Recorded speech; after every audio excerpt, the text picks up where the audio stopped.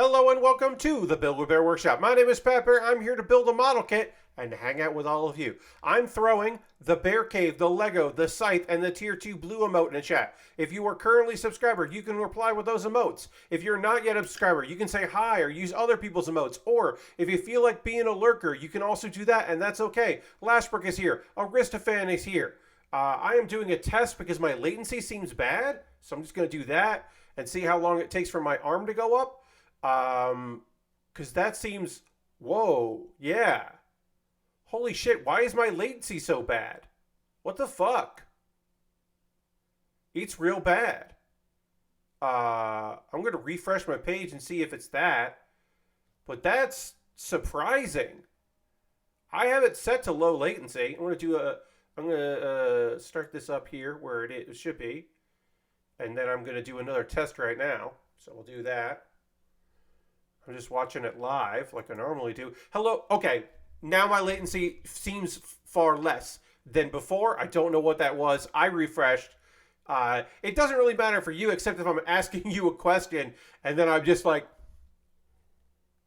waiting for a response. But anyway, hi Lashbrook, hi Aristophan, hi to anybody else that might be here. If you're a subscriber, you can throw the Bear Cave Lego site the emote in the chat. If you're not yet a subscriber, you don't have to. You could be a lurker. You could just say hi. You have options. It's Thursday night. We're finishing the Delta Plus high grade. That's the goal for the evening, is to finish up this model kit. Will we? I don't know. I think we will. It does have a transformation, so that will take some time, but I've been told that this transformation is not bullshit, which sounds great. It sounds awesome that this transformation might not be absolute dog shit, and might actually look good when it's done. That would be great. Before we get into it, the building portion, I should say, a couple brief messages to you, friends. I did not buy anything. I did not pre-order anything from Premium Bandai. I am waiting on some money to come in that needs to come in before I can allocate any of those funds. Like, I got to wait for the next batch of Twitch payout. My Twitch payout I thought was coming today. It didn't, which is okay. Lord Crashton says, hey, Pat, hope things are going well, and it's not 80 degrees down there like it is up here in Ohio. Keep up the great work. Thank you very much, Lord Crashton. Let's do the Bear Cave Lego. Cite the boat in the chat. As a thank you to Lord Crashington. And then also, I'm going to hit the dance button because Lord Crashington wants me to hit that dance button. So here is that dance button. There we go.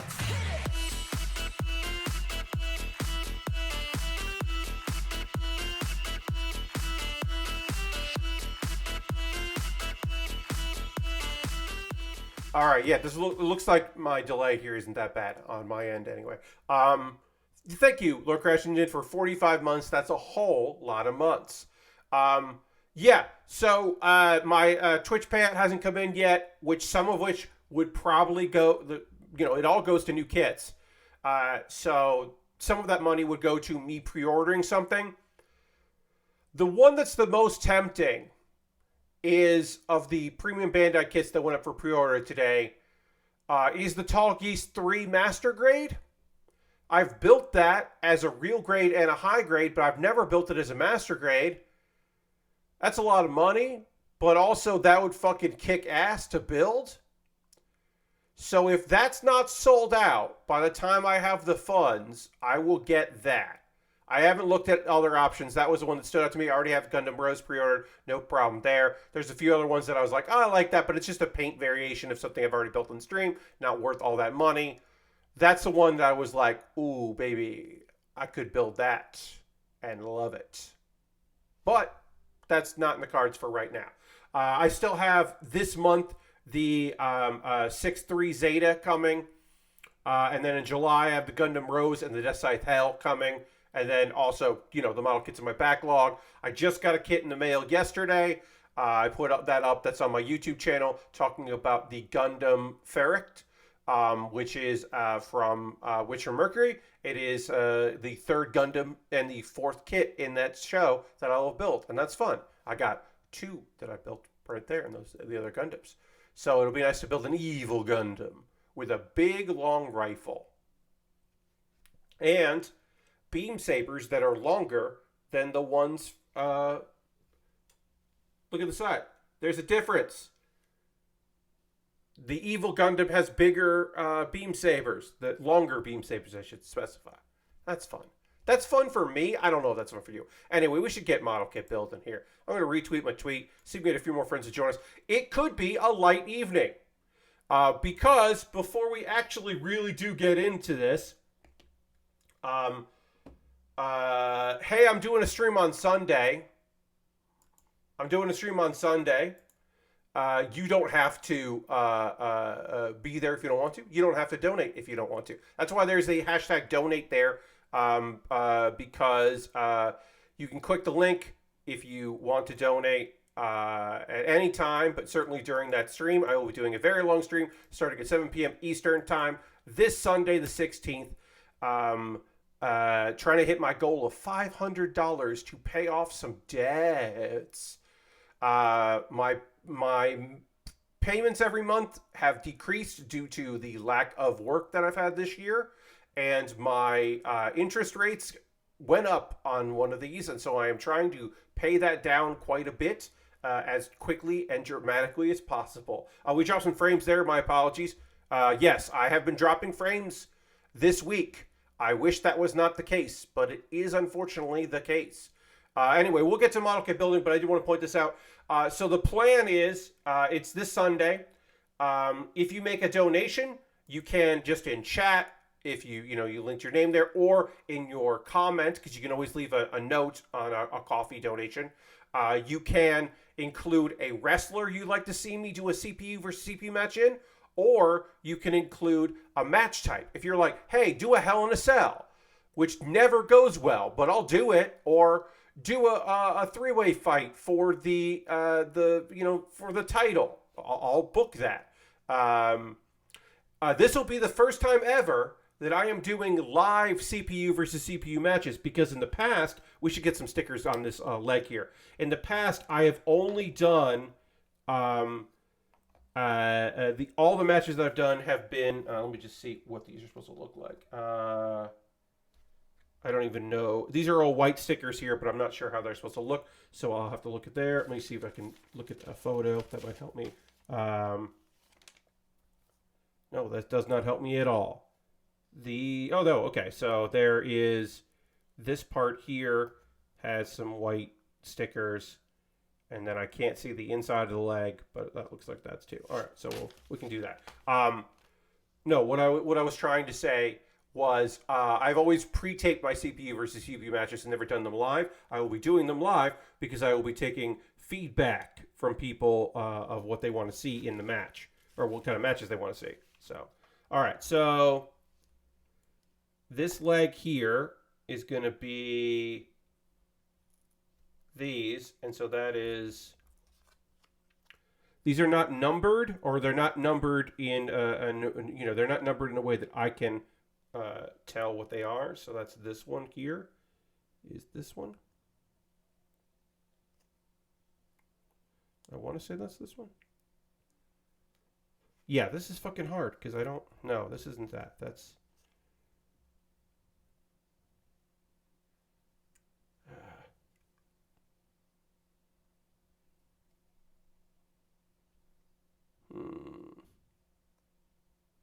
This is the part where this being a kit from the year 2010 is frustrating, because I'm like, what are these stickers for? Where do they go? And the explanations are not good, because I think they just think I would know. So we can also do this. Whoops. No, that's not what I want to do. That's not going to help me. Okay. That'll all mess it up. So, Final Destination, no items, Cena only. Yeah, exactly. You could make those requests if you wanted to. You know what? I don't quite know how these leg stickers go, so I am probably not going to mess with all of them. I will just do these because I can get a good idea of what those are supposed to look like. Okay, yeah, so that would be like this here, yeah. All right, I get a sense of what this is supposed to look like. And then this little one. These stickers don't bend. They just gave me two different stickers. So actually, this isn't too bad once I figured out what they wanted. I couldn't figure out what they wanted at first. They want me to line this with white instead of it being a piece of plastic. It's a sticker because this is, of course, a high grade from the year 2010. But I just couldn't understand what it wanted from me at first. And now I do understand what it wants from me. Although easier said than done, getting this sticker into the proper place.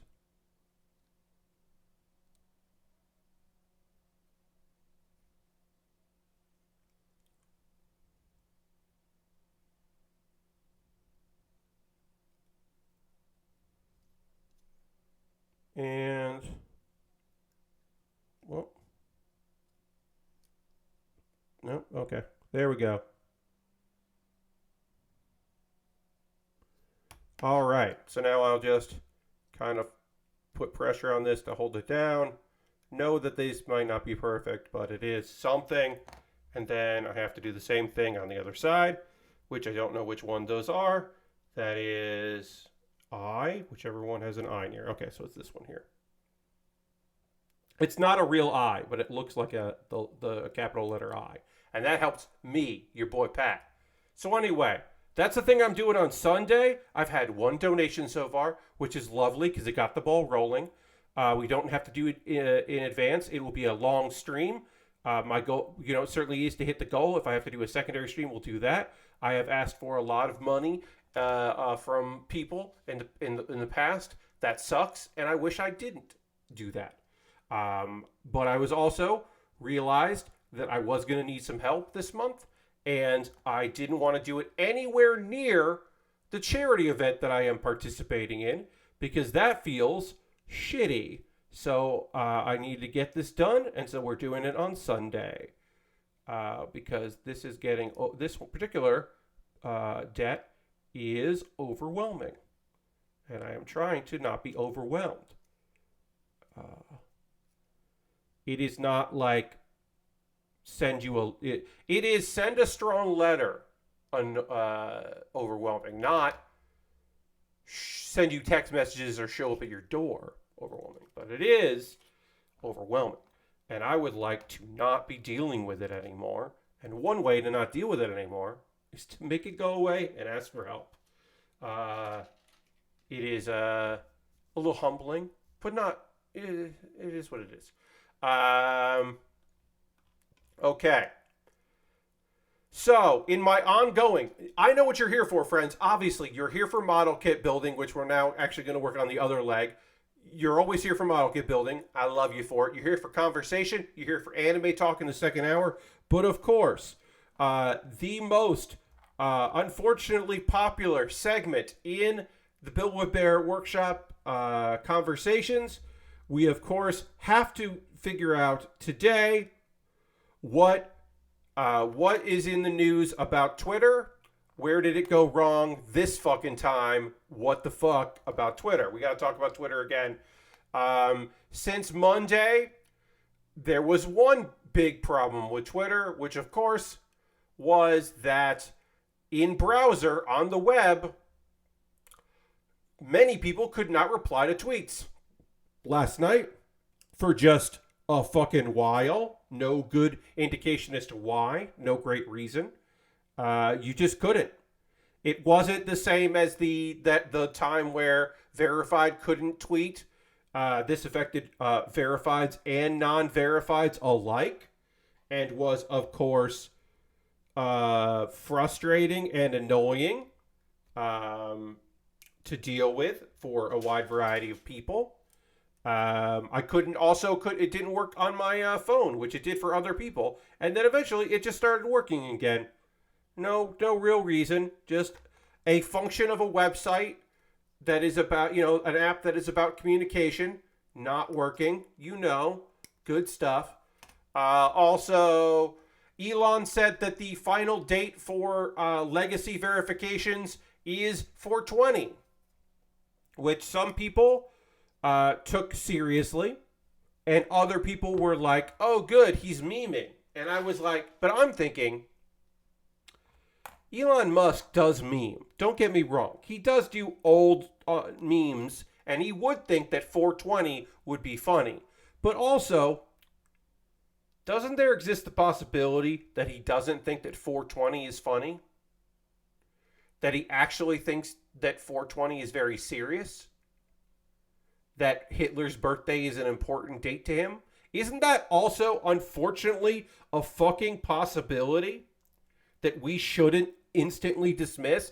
Also, Lord Crashington, yes, it also could be a total lie because he is trying to get at least some of those verifieds to convert into Twitter blue people. Certainly. There's certainly plenty of evidence to suggest that this is just fucking bullshit on his part. But there's still that chance it's not bullshit. Now, if he said that it was going to be at like 4:69 a.m. or something like that, obviously that doesn't work. That's not how time works. Then you go, oh, okay, he's doing a 4:20:69 joke. That's funny. Arguably, it's not. It's okay. It's not. But yeah, that's what he's doing. He's doing a clever joke. But no, it's totally reasonable to believe that he is just deadly serious or not serious at all. You never fucking know. Also, he now jokingly is claiming that he did abide by that rule because he's not the CEO of Twitter anymore, everybody. He made his dog the CEO. His dog is the CEO of Twitter, so he did step down as the CEO. Ha ha ha ha. This man should not have a dog. Just straight up, that man should not have the responsibility of a life. Or claim responsibility for other people who are actually taking care of that dog, because that's also probably the more likely actuality is that he has no contact with a dog. He just says he has a dog. That is indeed animal cruelty. Or Crashington, I don't think you're wrong.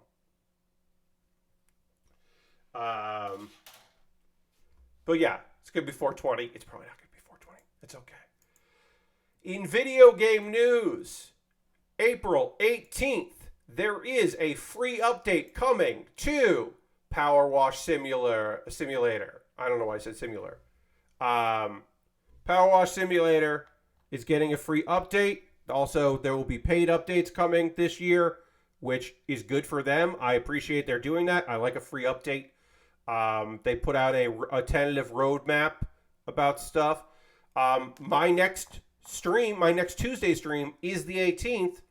Now that they have updates that have to come out on PlayStation, they are no longer doing their Thursday updates, which always made me annoyed because it meant that I would have to stream the following Tuesday. Now I can stream on day of update, which is cool. Oops. And a piece fell, and I have to reach for it. Reach for the piece. I did. I reached for it. So let's see. Update 1.2 is coming on the 18th. What are we getting? Some bug fixes, some stuff. Let's see. We're getting a thing in the desert, a solar water plant, because they already did a desert location with some things to clean there. So now we're getting more things in the desert. We're getting, the solar water plant and a satellite dish. And then also the Muckingham, which is the town. We're getting the recreation ground, where a filthy food truck is spoiling the view. And once you finish that, it'll be the shimmering centerpiece of the park, claims the press release they put out, which is great. And then there's some added lore to some pre-existing bonus jobs, getting more lore. What here? Oh, okay. Got an email that doesn't matter for this. And some bug fixes. And there's going to be a physical release, which that's fun. That is a fun thing for Switch and Xbox One and PS4 and PS5. So that's neat. I don't need a physical release of that game, but I can appreciate that it exists, or that it will exist. I think that's pretty cool. So yeah, I wasn't sure the next time after we finished the Final Fantasy pack. I wasn't sure if we were going to be going back to Power Wash Simulator anytime soon, but we are because there's going to be a bonus, and that's fun. Or there's going to be more content. Update 1.2. I have to get a new image for that because my last image was from that thing. So,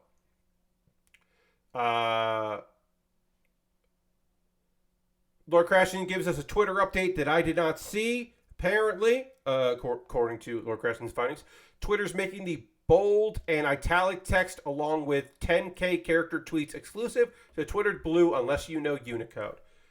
Bold and italic is not something I give a shit about. Character limit is like, I think at a certain point, people will just stop reading long tweets when they see long tweets. So that's not something that I particularly care about either. I mean, when I lose my mark, there will be accessibility stuff that will be frustrating not to have. But yeah, that doesn't really bother me too much. The physical release for Power Wash Simulator is coming out the 13th of June. More data to put on the shaky servers, indeed. But anyway, I'm excited about more Power Wash Simulator because I like Power Wash Simulator. Also, there'll be paid DLC.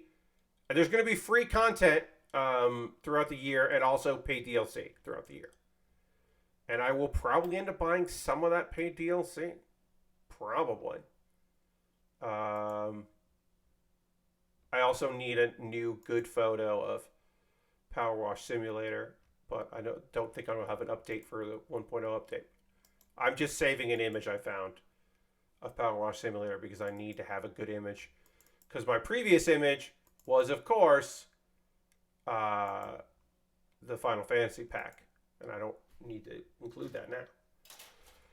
Power Wash a Gundam. I mean, we did get that. It's not a mobile suit. We did get an android or big robot, I should say. We got a big robot in the Final Fantasy one. I don't remember its name because I'm not the big Final Fantasy guy, or all big Final Fantasy guy.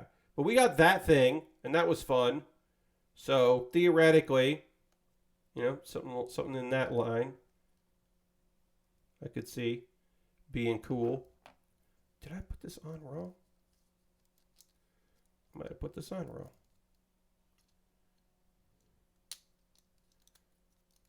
Yeah. Whatever. Yeah, okay. Doing it right now. Whatever. We're figuring it out. We're putting these legs together. And once we get all these legs together, then we can move on here. All right, so this is going to go like this. Then we need to put the ankle part together, and then we need to put this in there with PC8. Another PC8. Getting our legs together. So we should talk about some wrestling tonight. I felt like we should talk about some wrestling stuff. Hey, what's up? Perfect timing. You're looking good, pal. Lurking while I'm working myself. Hell yeah. Enjoy it, buddy. Conversation in a Discord I'm in tonight came on. Post a photo with you and wrestlers that you like.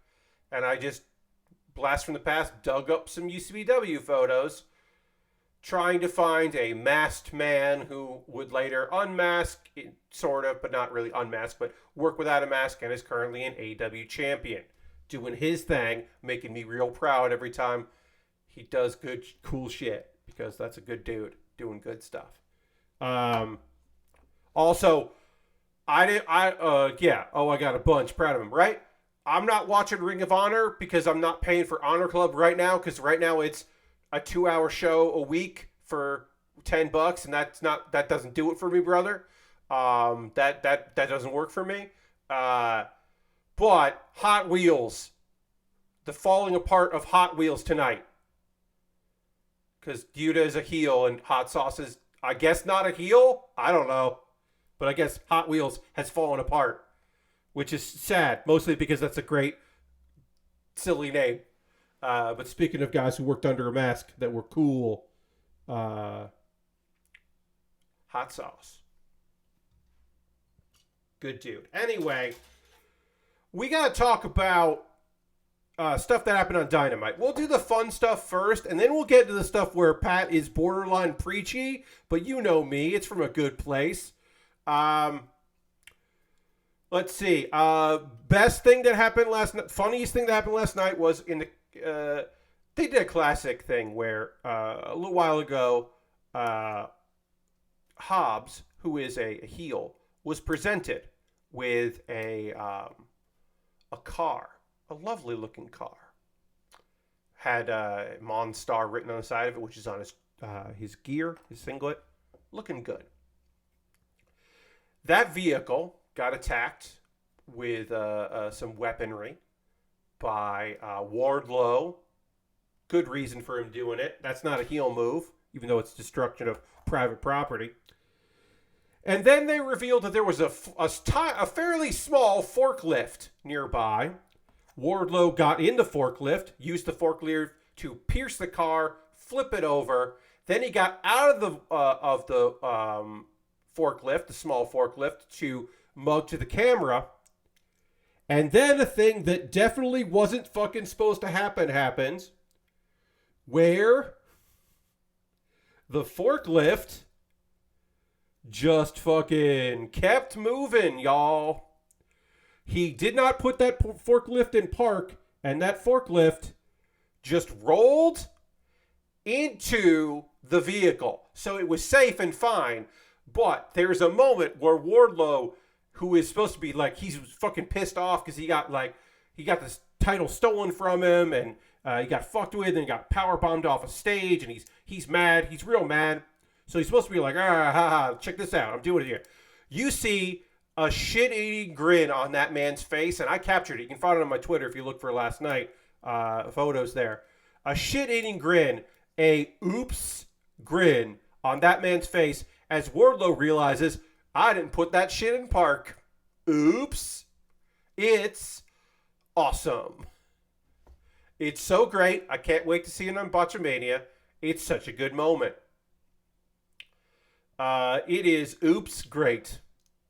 So that was the best thing to happen to Dynamite. There was some fighting. The Bucks are back and they super kicked. There was a repeat of the moment where Mox was going to put a screwdriver into so a screwdriver was threatened to go into somebody, and instead it went through a top turnbuckle. That happened in the past between Moxley and Kenny Omega. It was repeated live in the show last night. That's a nice callback. That was a great moment. I was like, ooh, I love that. I love that shit. That's real good. So that was fun.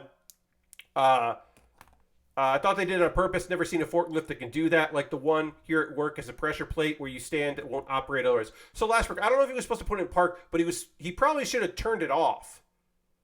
All I know is he got out of it and it kept moving, and that should not have been the plan. The plan shouldn't have been that he got out of a vehicle and allowed that vehicle to continue to operate and move. That's my thing. It could be planned, but his grin, the look that man gave, did not appear to me to be the look of a man who was just like, it's just a grin. Like maybe it's the moment I caught. I'm going to look it up. I'm going to look up my own photo because I do some screen caps during these shows. All right. So can I drag this here? Will it show up? It goes away. It does that. I hate that. I hate that so much. So what I have to do is I have to save the image onto the desktop. I have to add the image to here. There is probably a better way. You used to be able to just drag. You can't do that anymore. It's very frustrating. So I got to go in here, find the photo I just saved. There it is. Whoop. What happened? No. Damn it. I want to find this image. All right. We found the image. I found this. I hit this part. I clicked OK. I'm then going to crop it like this, and then make it bigger. That is the smile of a man that was like, oops, what did I just do? And what he just did was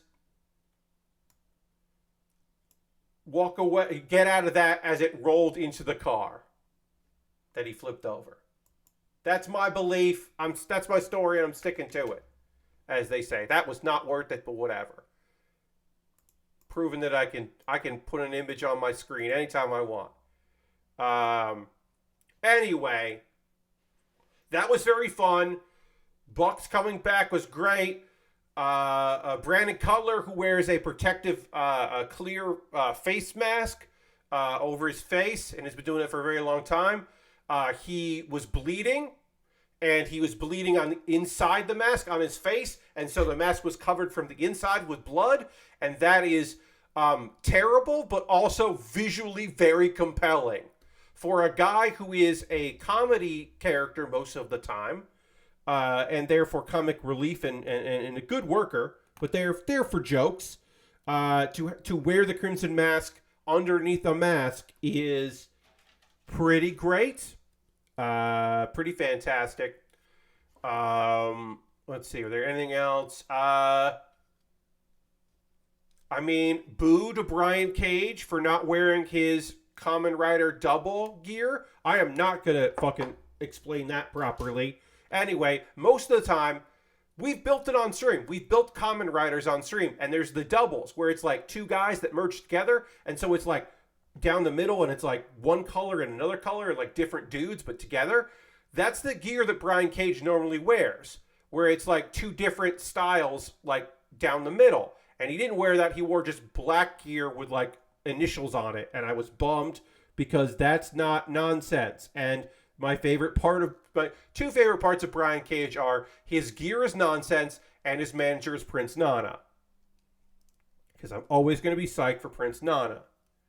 Because he's just a great nonsense manager. And I'm always up for nonsense managers. We're going to panel on this, then we'll put the stickers on after because it is easier to put stickers on after the fact. But we still need to do one more thing. We got to do the connector there, the leg. Top bit here. All right, now we have to talk about the part that sucks. The worst part of AEW last night. One of the best stories that has taken place over all of AEW, Dark Elevation, which is their YouTube shows, Rampage, and Dynamite, has been the ongoing saga of Ethan Page having control of the contracts of Matt Hardy and the tag team Private Party. Although one half of Private Party is out with injury, so really it's just been Isaiah lately. But anyway, Private Party and Hardy, Matt Hardy are together, are the Hardy Party, which is a great name for a trio. They have been stuck with Ethan Page and the Firm, who Ethan Page is a member of. Stuck with it. And then all of a sudden, Matt Hardy wasn't stuck anymore. He was accepting of it. They were winning. And even though Ethan was a dick, he was like, nah, you're very talented and we're winning matches. And, you, me, and Isaiah, this is working. And Ethan started to believe him. And started to go like, yeah, you know what? We are working. This is good. We are winning. And he was a heel, but like kind of not being that heelish. And then Matt Hardy made sure that Ethan Page had a match against Hook that he lost, therefore giving Matt Hardy apparently the freedom to get out of his contract dealings. With he pulled one on him. He worked Ethan Page, and Ethan Page feels betrayed and mad. Of course, the Firm is never alone, so there was a big beatdown. People are getting beat up. Hook comes out, he's getting beat up too. Everybody's despairing. Oh no, what are we gonna do? And then Matt Hardy's music hit again. But the thing is, Matt Hardy's music is not just his music. It's his music and his brother's music. And Jeff Hardy came back, and Jeff Hardy is back, and the crowd went wild. And I don't think that should be a thing. So, obviously, y'all know me. I am not straight edge. I am just not an alcohol and drug person. This is my thing, my choices, my decisions. I'm not opposed to it. I'm fine with it. Y'all want to be wild? Y'all get wild. Y'all want to have a good time? Y'all have a good time. Having said that, Jeff Hardy has an abuse problem. He has an issue problem. He has a problem, he's an issue with drug abuse. A well-known, well-documented problem. This is not a judgment on addicts. This is not a judgment on people who need help, who are receiving that help. This is not my belief that people don't deserve second chances. But I will say diminishing returns on chances. At a certain point, you have to question, is being on the road good for Jeff Hardy, mentally and physically?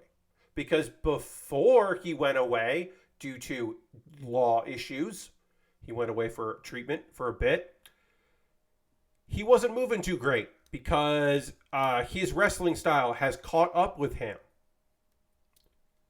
And there was a Hardy Brothers versus the Bucks, which is kind of a dream match. It's happened before, but still dream magic. I've witnessed it fucking happen. I saw in a Ring of Honor show, Matt and Jeff come into Ring of Honor, beat the Bucks, and become the Ring of Honor Tag Team Champions. This was on their... they were like, we're here to stay. And then they were there for a little while, dropped the belts, and then came back to WWE. It was like a trial run, which was fine at the time. That's totally okay. But I've seen that. And when they last worked at AEW together, it wasn't good. It was a bad time. It was a bad time. I hope that Jeff is in a good place. I hope the people around Jeff are in a good place. This feels like they had a new t-shirt ready to go. But this feels like... it feels wrong and gross. And it feels like, as a wrestling fan and AEW viewer, I am enabling a destructive behavior. And I hate that. It is not my job to fix Jeff Hardy. It is not my job to feel like to placate someone who is in trouble and has been. And for all I know, maybe being cooped up at home is the worst thing for Jeff Hardy. But I can also tell you that being on the road does not seem good for Jeff Hardy either. So I don't know what to do other than I was hoping I wouldn't see this. Now, is this the last run for the Hardys? Are they going to retire at some point? I fucking hope so. I do hope this is the last run for them. As a fan of the Hardys, as Matt and Jeff, as a fan of those two guys that had a lot of enjoyment in their matches in the 90s, that was psyched for the weird universe that they created together in Impact at a time where, thank God, there was something fun in Impact, to their return to WWE, even their first bout. That didn't go great when Matt showed up in AEW, and then later Jeff showed up in AEW. I wasn't opposed to it. I was a little opposed to Jeff showing up because he clearly had some issues with WWE that led to that. Thank you for the follow, RZRTV. Appreciate that. Welcome. But yeah, I mean, I know this isn't fun. It's not a fun conversation to have. But I think it's an important one to say. I was just looking at the MG Delta Plus earlier today. Almost got it. Nice. Yeah, this is the high grade from 2010. I love a Gundam that looks like it is a Decepticon. That it would be taking orders from Megatron.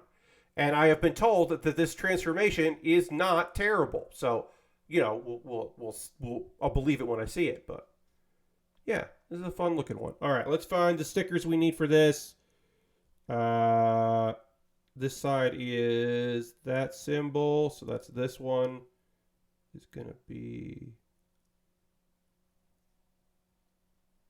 all right, so that's gonna be Yeah. Okay. Oops.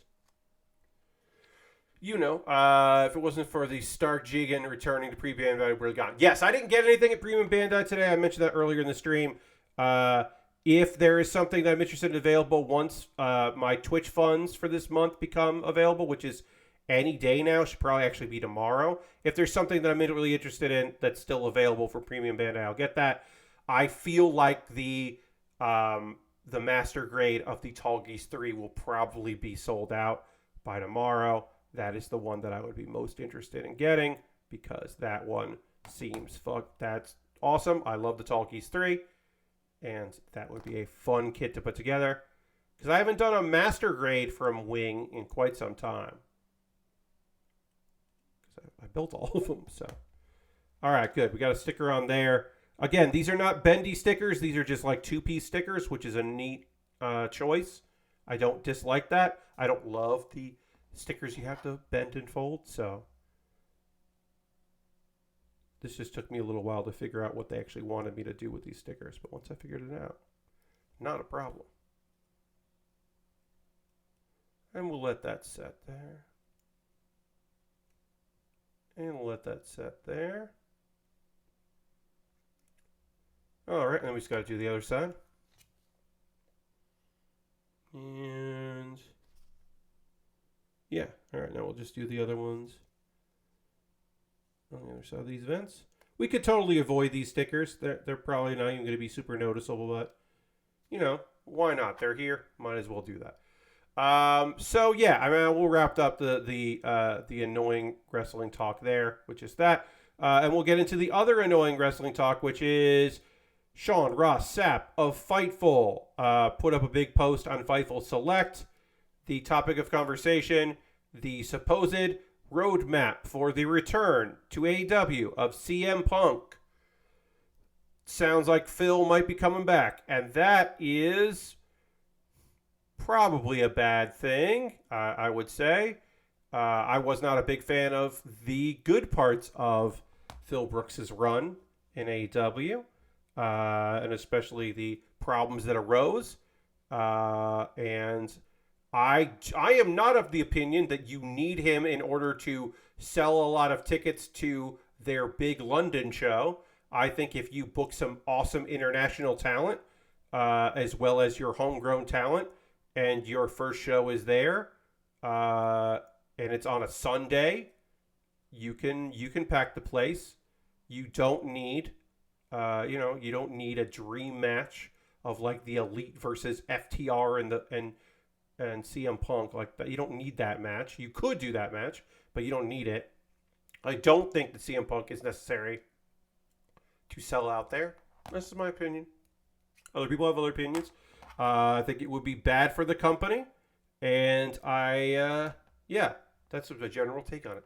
You were kind of interested in that one too, and the Ariel and the Woodward and the Gurren. Yeah, I mean, there's a bunch of stuff there that look cool. I've built the Ariel and the Elfrit, so I don't know if I need another Ariel in my life, but it is cool. So I am looking. I was looking at it, but yeah, I don't think I need another one in my life. But really, don't I need to buy every model kit and build all of them? I probably do. Let's see. Other things to talk about there as far as wrestling goes. Yeah, I mean, like, that's kind of it. I just... it would be a real shame if CM Punk came back and immediately was back in the title picture since he didn't lose the belt. He had to give it up. And then we went from the Four Pillars storyline, which we're in right now, the young up-and-coming talent that like have taken over, including MJF, who's the current champion. If we went from the Summer of Punk, if we went from, of course I fucked that up. We went from the Four Pillars to the Summer of Punk 4. That would be a shame, and I would be bummed about that. All right. Let's build the waist so we can get this kit fucking together. Yes, that's right. Fucking together. Let's see. We need A12. Pop over there. Seven. Where are you, A12? 11, 12. There you are. I found you. Snap this together here. We need A12. Then we need some C's, but we can also get A28 out of here, which is over here. Yeah, A28. And A29 is the other side. Okay. Get these out of here. Let's see. Other things we could talk about tonight. I do not have a Switch, so I am not like locked into the next Zelda game, but I did watch that trailer that came out today, and that Zelda trailer looks pretty fucking rad. I am thrilled for people that really love Zelda. I will probably watch somebody play it on a Twitch stream because I enjoy that. Because that did look pretty swanky. So, I would. I'd be happy to watch some people play that. I have been playing Meet Your Maker. I don't think that I would run it as a game on stream. I don't think I would stream myself playing Meet Your Maker, but I have started to play Meet Your Maker. We'll do some gaming talk now because I don't have a lot of gaming talk for this evening. All right, that's all the A's, and then we need some C's, and we need an E. Take an E out there. But yeah, Meet Your Maker, if you haven't played it yet, is a game. It's in two parts. One, you are building a base, like a dungeon kind of a base, which other people will go and try to collect resources and make their way out. And these players dying in your base gets you new resources.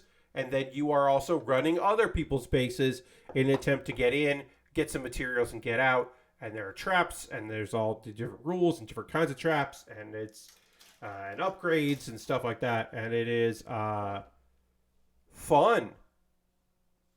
I don't quite know well, that's.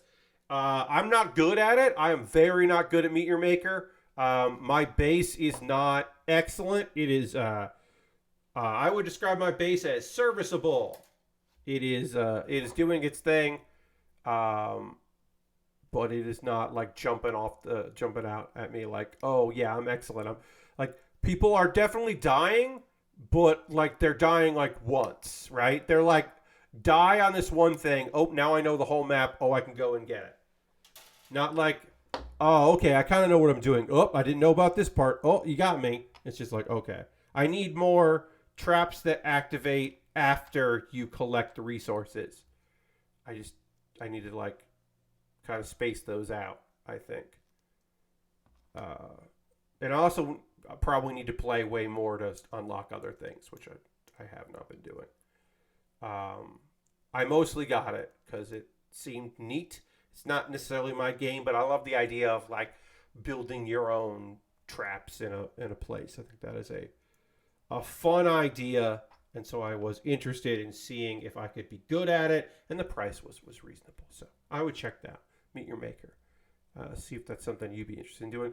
Go to Jeff Gersman's YouTube, watch him play. Jeff is very fun at that. I mean, it is a game that feels like it is meant to stream because when you get caught in a trap and you make a lot of noise, you make the streamer noises. It's got a lot of streamer noises of like no, what, huh, no, like it's got that kind of soundtrack to it.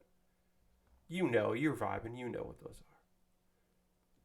So I was thinking about that, but I didn't do it. In the second hour, we're going to take a pause for the cause and talk about ways you can support the channel and all that. In the second hour, I of course will be talking about some anime. And I won't be talking about Skip and Loafer because I didn't really like the second episode of Skip and Loafer. I thought the pilot was great, but going into the second episode, I wasn't feeling it, and so I didn't finish it. This might be an anime I come back to, but right now, not feeling Skip and Loafer. So I decided to skip and Loafer. People have made some wild outposts already since Lord Crashing about Meet Your Maker. Yes, I have seen some wild shit. Today, Eric Pope, who the company he works at developed the game, posted somebody made like from the side view an Among Us alien or person as the outline of their base, and I think that is weird and great. I was like, oh, that's fun.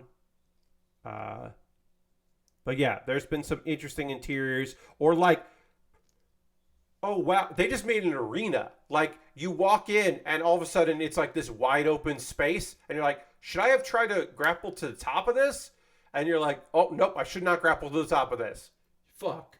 But yeah, like people that are making like arenas is a fun idea.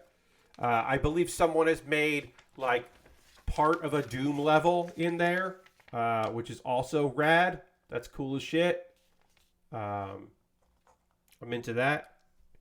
Okay, so this is this part here, and then we need to make the other half of this. So let's get the other half together here.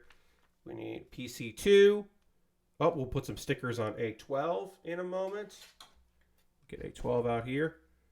Making the back of this. A13 and A12, we'll need that. Or A14, I should say, not 12. I saw somebody use those layer cubes around the Gen Mat thing that obscured the traps that popped up all around it on a return trip. Yes, the return trip surprise traps where you're like, I'm almost out. And then you're like, I didn't look above me and to the right, apparently. Fuck. Of course there's something over there. Fuck, there's something over there. Yeah, I haven't mastered that. I've definitely been caught a few times, but it is fun. Let's see. Oh yeah, so in the second hour, which we're almost at, once we're done with the pause for the cause, I will talk about some anime that I watched, including a pilot episode of a series. So I will say this: I'll talk about it last. If you want to go in to Oshi no Ko blind, if you have heard that it is currently like on some websites the highest ranking anime of all time, like its approval rating right now is currently higher than like classic anime or modern classic anime, we should say. Maybe dip out. I will be talking about 3 shows, and the third one in the second hour will be Oshi no Ko. So you might not want to you might want to hang around for that because it will be some spoileries. Because that shit is wild.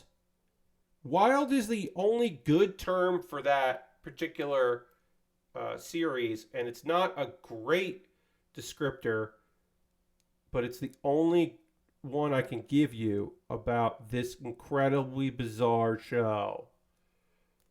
Other than to tell you that the first episode is an hour and 22 minutes, and it needed to be. It 100% needed to be an hour and 22 minutes. It should not have been 3 episodes, and we'll get to that when we get to it. But yeah, I was like, why is the fucking thing so long? And then I watched it. I knew like some of the premise, and I knew that it had somewhat of a wild premise, but I didn't know how deep it went. And then as it was going, I was like, there's still like an hour left of this. What the fuck are we doing? Wait, that also happens? Wait, that happened? Wait, what? Wait, this is what it's about? Unbelievably strange. Thank you for the follow. Anahamura Kodoro Kishu. Kodoroni Kishu. I'm sorry. I did not say that right, Anna or Anna. I definitely did not know how to say that properly, but welcome. Thank you for hitting the follow button. Hope you enjoy.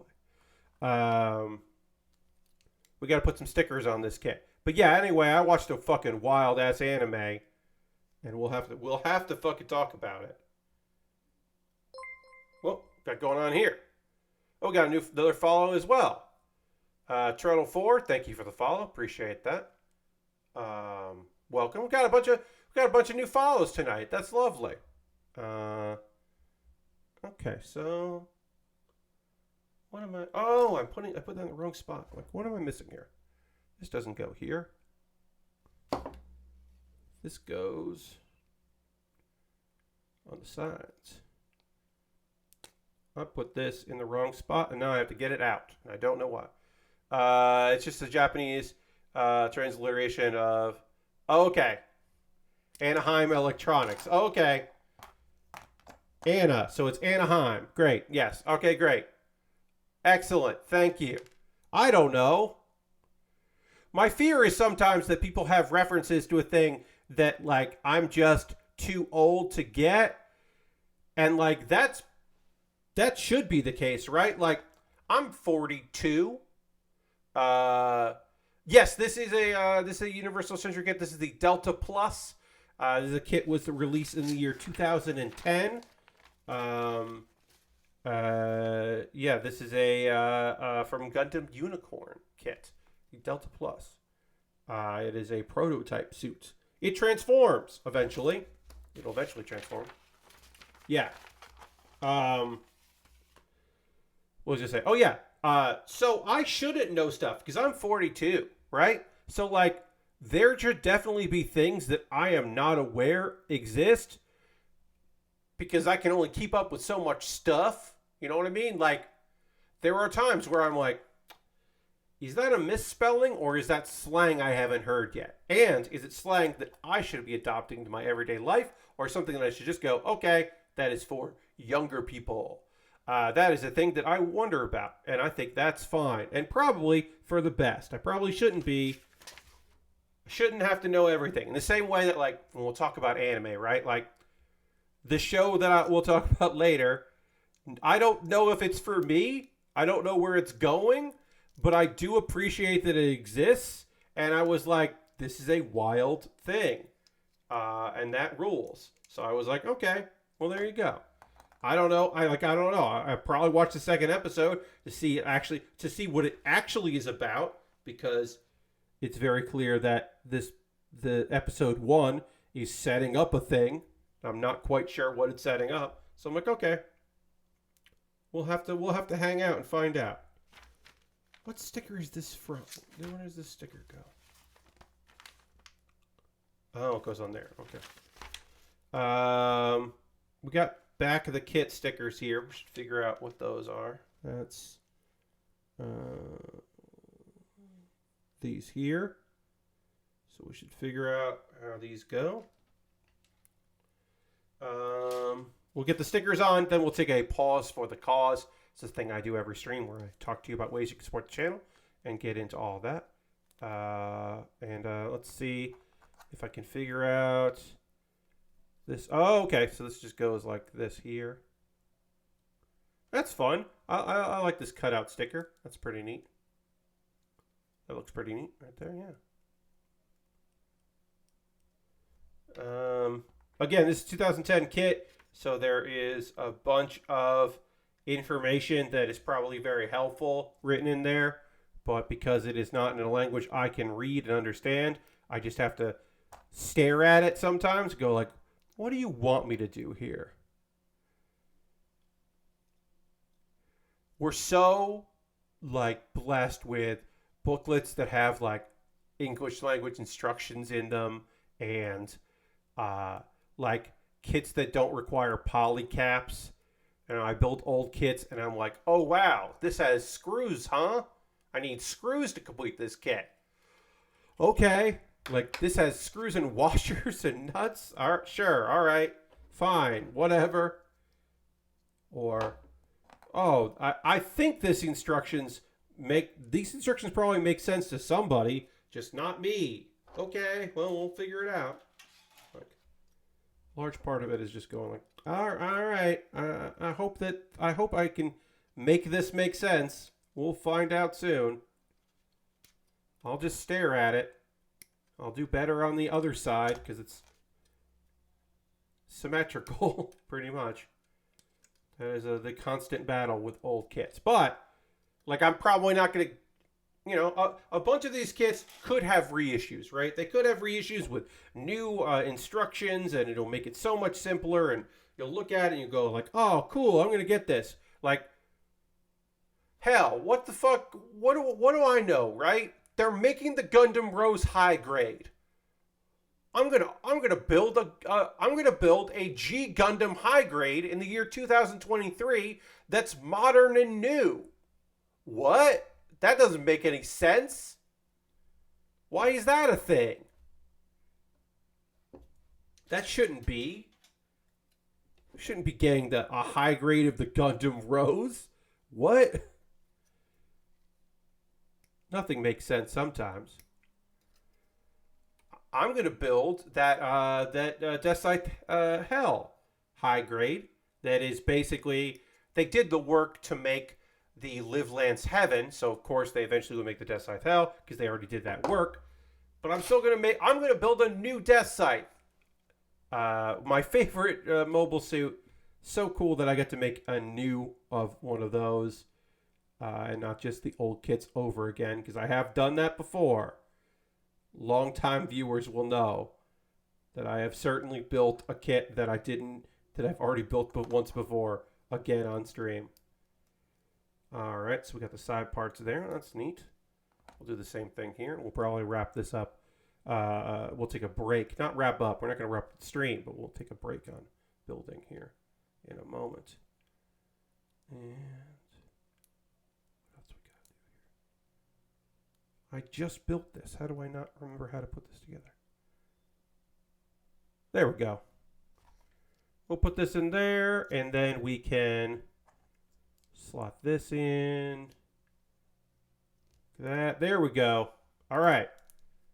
Our waist is done. We just have to put on the side pieces, and of course we'll have to panel line it, but we didn't get into that part yet.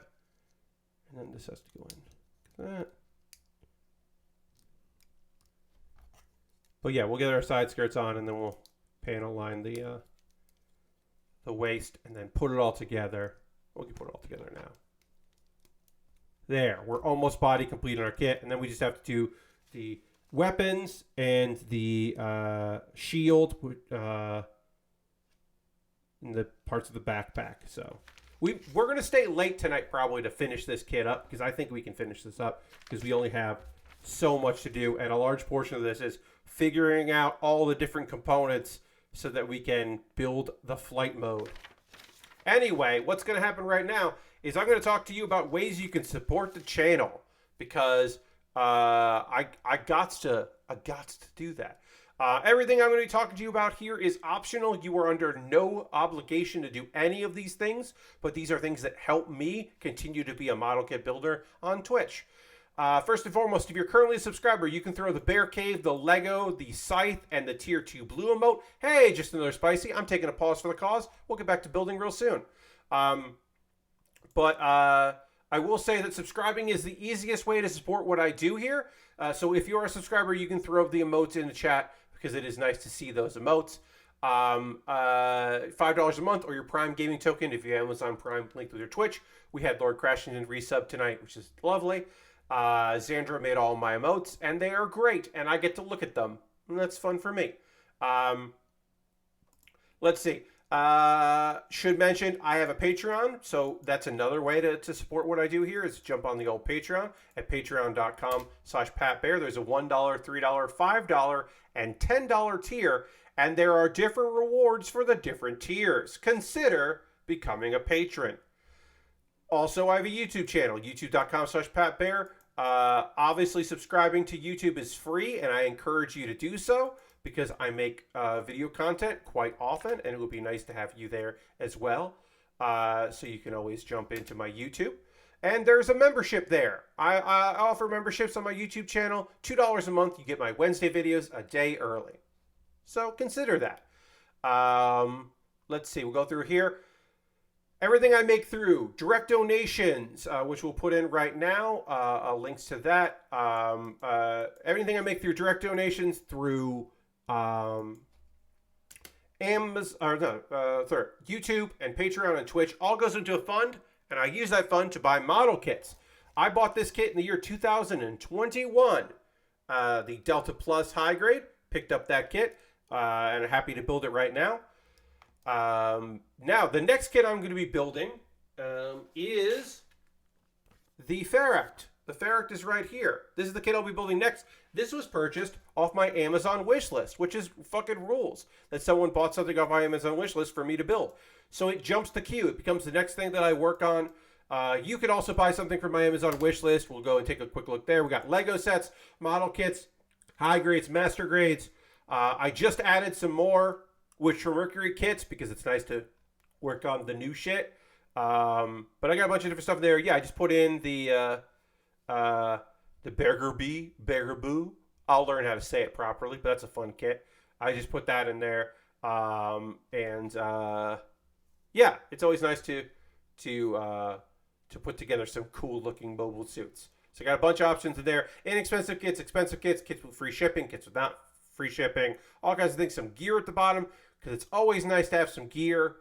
And some people don't know what they would like to see me build a mobile suit, but they do want to help me out. So that is a way to do it. I do have a throne wish list, which is mostly gift cards. I have to update that throne wish list. It's been a hot minute since I updated it, but I do have a throne wish list. And USA Gundam Store, you could buy a gift card to USA Gundam Store if you have an account there. You just have to sign up and make an account. They send you an email with your gift card code. You send me a DM on Twitter because my DMs are open, or a whisper on Twitch, and that is the way to do that. I have a Discord. I post build photos at the end of every stream. People post stuff they're working on. People also post stuff that they just think I would like in general, chat, and that's nice. It's a very chill Discord. I almost never hit the @ everyone. I do it on occasion, usually for something big. I will throw that in there. Couple video links for you to check out. Pat Baer's Anime Club is an ongoing video series where I talk about something from the world of anime that interests me. This most recent one I put up on Monday. It is trying to figure out, like, is it anime? And I take a look at some examples of pieces of animation that some people claim aren't anime. And I try to delve in and go, is that anime? And I use a spreadsheet to help it make sense of it. And then Baerly Rehearsed is a video series. It's a comedic video series. Every week I put up a new video, which I promise that I have rehearsed at some point, some amount, barely, if at all, but I have practiced. And this most recent Baerly Rehearsed is based on a real thing that someone I know said, where they did not understand a turn of phrase and were saying it wrong, and then eventually someone called them out on it, and I made that into a character, and they know I did it. They are aware. This is not a surprise. They will not find out later that Pat is fucking with that. And then real quick, I talked about it before. I'll just say this real quick. This Sunday on the 16th, hey, your friend Pat is doing a stream to raise some money to pay down some debt. It would be great if you came out. I will be playing CPU versus CPU matches. They will be happening in-game. I will not be recording these ahead of time. And any donation, you can make a suggestion for a wrestler you'd like to see. Some of the ones that I have already downloaded, or I can find a new one. Or the wrestlers that are currently on the roster, if you would like that. Or a match type that you would like to see. Like you're like, hey, I want to see Adam Page in a cage match. I can make that happen. That's the 16th, which is this Sunday at 7 p.m. You can go to ko-fi.com/PatBaer if you want to see that. Or you can always go to the Ko-Fi link there. And you can Ko-Fi link early, of course, because if you go to my Ko-Fi, you will see that there is the top of the Ko-Fi page, there is a goal. And any donations given for that will go towards the goal. And you can leave a note with a suggestion if you're like, Pat, do a match with Eddie Kingston. And I'll be like, yes. Or, Pat, do a match with Pepsi Man, because I know you have Pepsi Man as a creator character. Download it. And I'll go, yes, I will do a Pepsi Man match because you asked me to.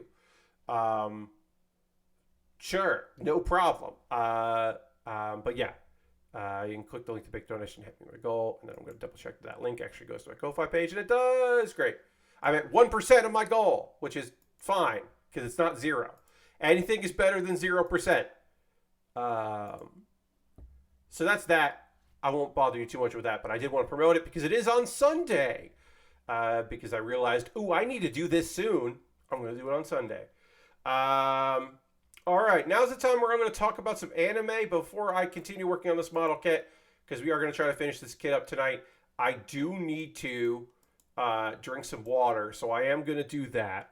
And we'll dramatically transition back to the overhead, and then we will finish the side skirts here, panel line it, and then work on the backpack and the weapon and the shield, and then transform it. That's the goal for the rest of the stream. But right now, I'm going to drink a little water and transition back to the overhead dramatically.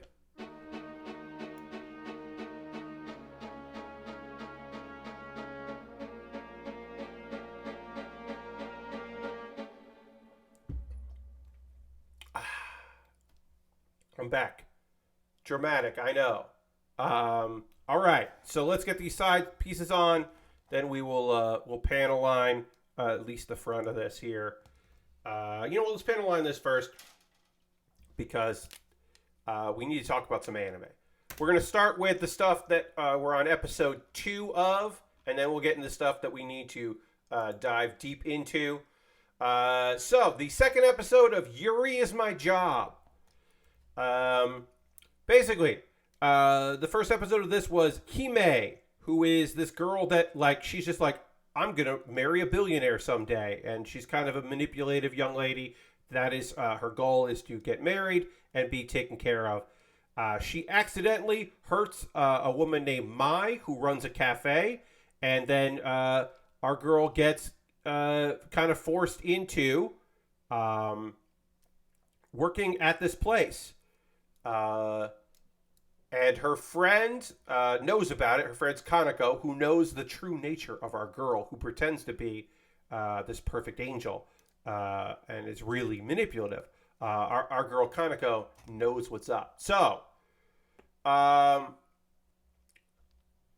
Mai says, hey, Hime, don't tell your friends about the cafe because you have to act in front of them, right? You're going to have to portray it. Because this cafe caters to young ladies. About like older sister types, and like basically if you enter this cafe you are considered like somebody who is attending this school, like a fictional school. It's a whole fantasy thing. It's like, you know, like in the vein of a maid cafe, but it is Yuri is her job.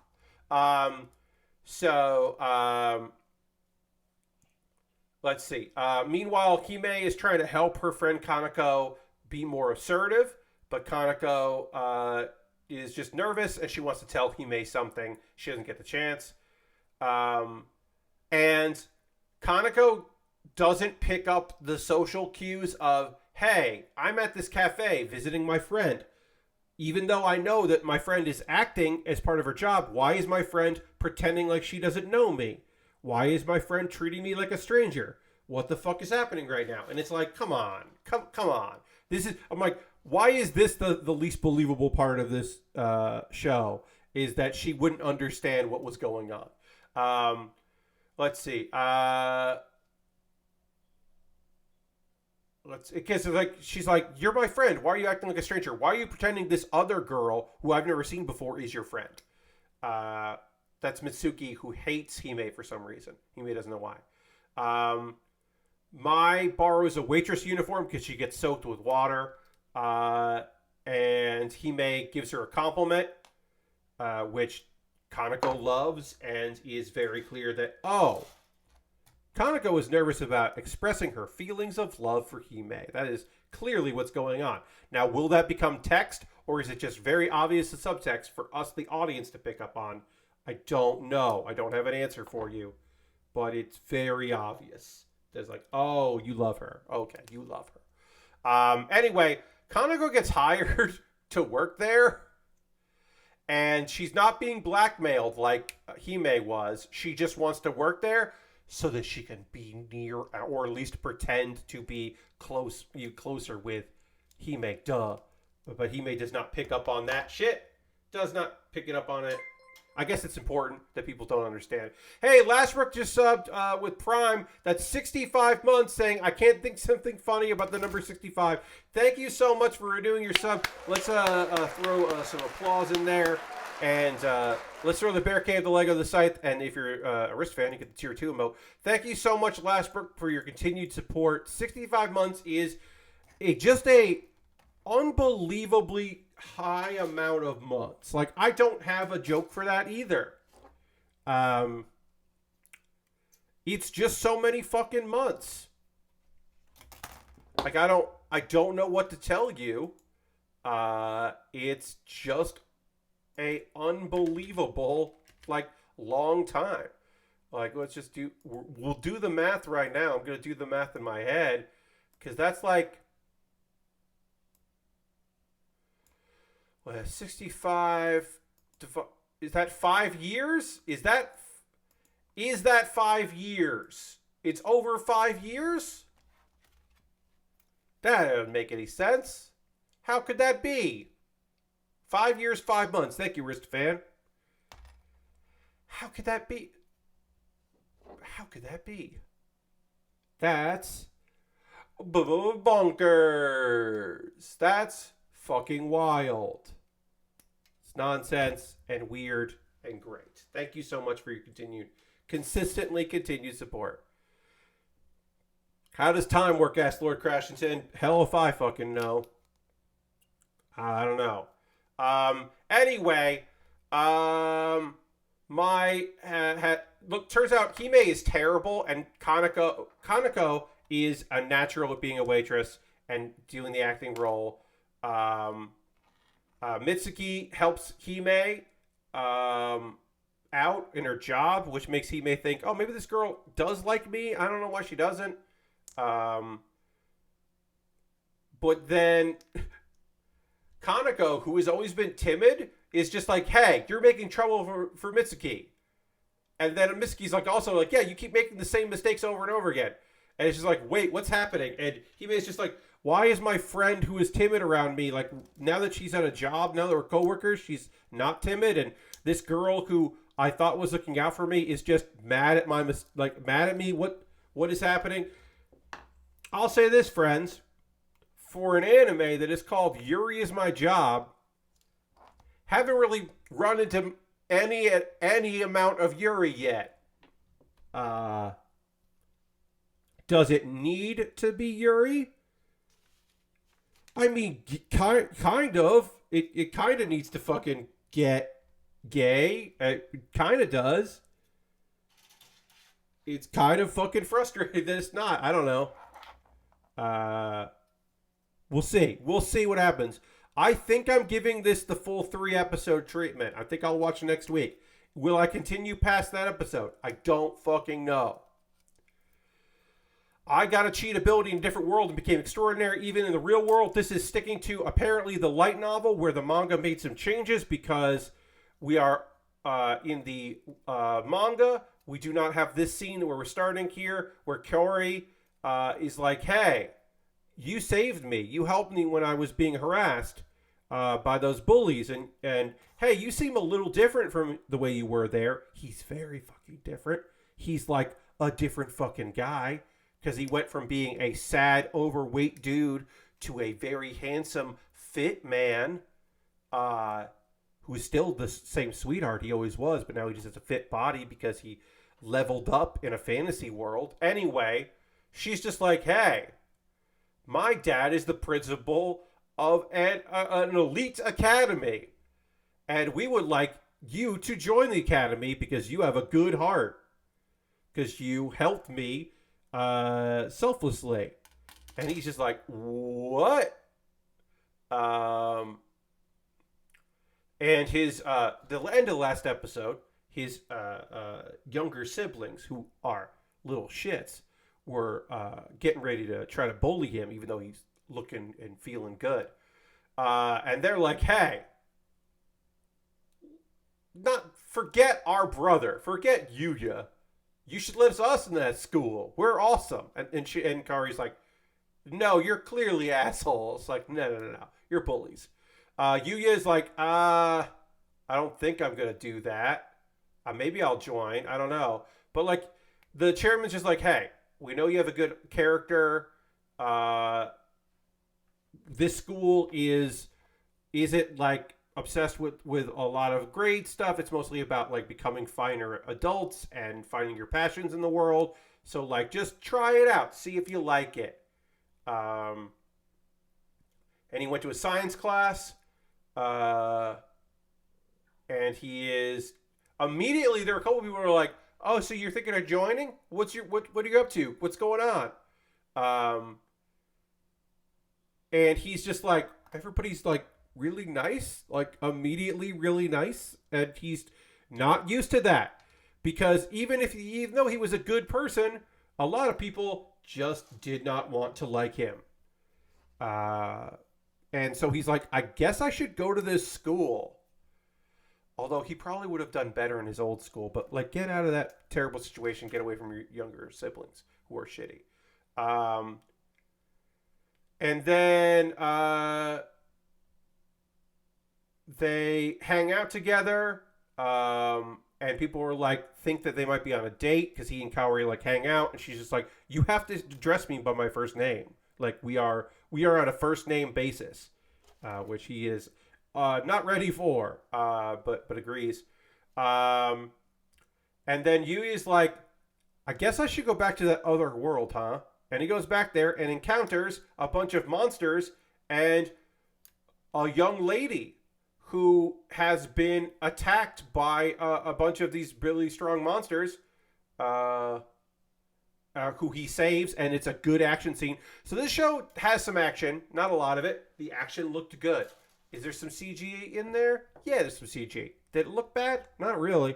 So that was good. I'm always happy to see that.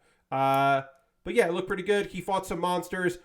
He had his first monster that seemed actually tough, where he had to like use his skills and not just overpower it. He had to like think about what to do in that situation, and it's nice to see that in the already.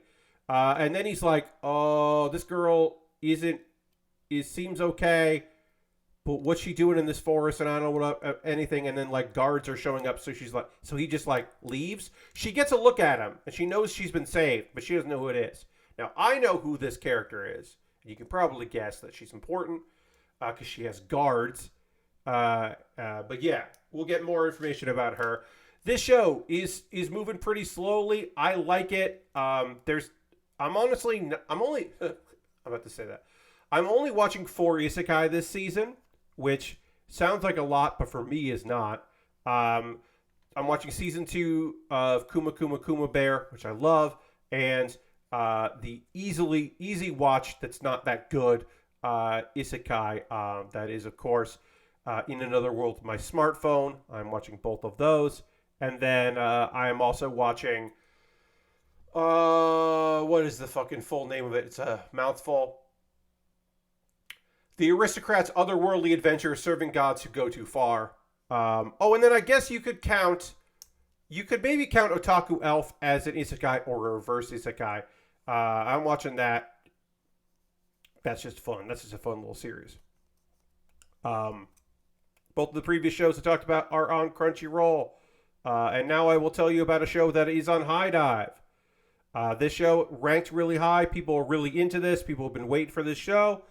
I will tell you right off the bat. I am going to tell you that this show has 2 big twists in it. One twist was kind of said, people knew ahead of time. The other twist, I don't think people saw coming. This show is Oshi no Ko. It is ostensibly about the seedy underbelly of idol life, but it's also a reincarnation story. And it's an hour and 22-minute episode. And you're like, Pat, why isn't this just fucking 3 episodes? Why did they make this show an hour and 22 minutes for episode 1? And I will tell you now why they did that. Because this is the prologue of the actual series. The events that take place in episode 1 are setting up what happens in it. Proxy says, did not expect to like this show this much. I don't know if you... Proxy, I don't think you and I saw the show. I think we saw the prologue for the show, and then episode 2 is going to tell us what the actual show is. We watched like a prequel movie to set up for episode 1. We watched episode 0, part 1, 2, and 3 of what is actually what the show is. So I don't even know if I liked it. I think it's well told and interesting and paced surprisingly very well. So there's a lot to unpack about this. Important parts. There's a doctor. I mean, yeah, but it was a pretty good prequel. Yes, that's the Proxy. Good prequel. What's the actual show? I don't know yet. I won't know until next Wednesday when I watch it. But like what I watched, I was like, yeah, all right. Yeah, all right. Okay. Yeah. Okay, I'll watch this. So, we got a doctor. He's out in a rural area. He's a big Idol fan. He didn't start out as an Idol fan. Uh, he's a big fan of I Hoshino. Um, and one of the reasons why he really likes I Hoshino is because his one of his patients, he had a young patient who died at the age of 12, and she was a big fan of I because she had terminal disease, and she was Serena. Serena lived in the hospital for most of her life, and was very frail and was just in the process of dying, and fell in love with I, like like a lot of young ladies do, but also a lot of people in hospitals lean towards heroes and larger than life figures, and that was it. So it gave Goro something to kind of like converse with her about, and then he found himself also interested in this idol and getting into idols. And then he's shocked when I arrives at the hospital 20 weeks pregnant with twins. I wrote down the 20 weeks because that's kind of important. And she's just like, I'm not going to tell you who the father is. I need your help. And he's like, hey, you know what? A big fan. No, he's just like, I'm going to make sure that we deliver this baby safely and that you can have your kids in secret. Because she doesn't want to give up her idol career. That's a big element of idolhood, is not letting people know that you are in a relationship, because you're in a relationship with your fans, which is sick and bad. It is a awful part of it because it blurs the lines in order to sell more merchandise and tickets to things. It sucks. So anyway, he's like, yeah, all right, I'll make it so that you can do it in secret, and then you'll figure out your life. Because she was an orphan, she wants to have a family, so she's going for it. Also, on her due date, he dies.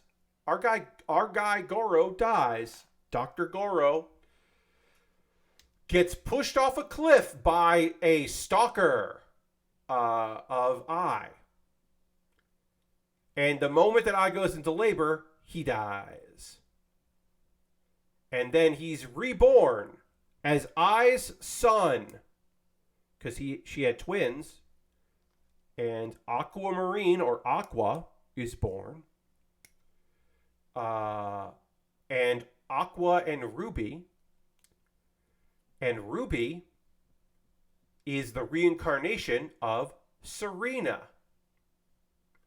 And eventually we get some backstory of her, about her life and all that, and what she needs I. We also get some backstory about I and the sadness that she has, not being able to really express herself and never really understanding what love is. So she has been lying to performers because she thought, she was told, like, just keep saying it and one day it will be true, which is a fine acting thing as well. That's some good acting advice. Say it till you believe it.